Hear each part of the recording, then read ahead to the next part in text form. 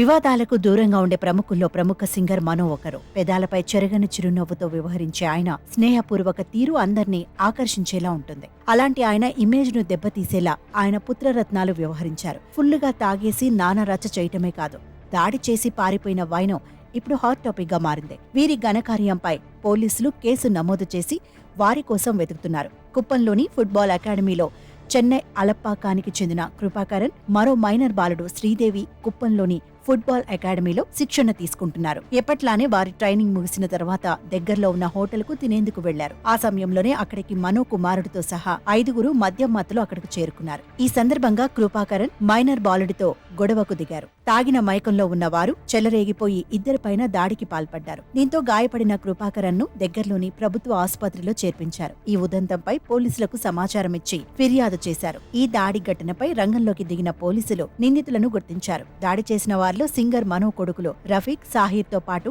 వారి స్నేహితులు మరో 3 ఉన్నట్లు గుర్తించారు. ఈ ఘటనకు బాధ్యులైన వారిలో 2ని అరెస్ట్ చేశారు. మనో 2 కుమారులు, మరొకరు మాత్రం పరారీలో ఉన్నారు. వీరి కోసం పోలీసులు గాలిస్తున్నారు. 5గురిలో 2 అరెస్టు కాగా మనో 2 కుమారులు, మరో స్నేహితుడు పరారీలో ఉన్నారు. ఈ కేసులో మనో మేనేజర్, ఇంటి పని మనిషిని అదుపులోకి తీసుకున్న పోలీసులు విచారిస్తున్నారు.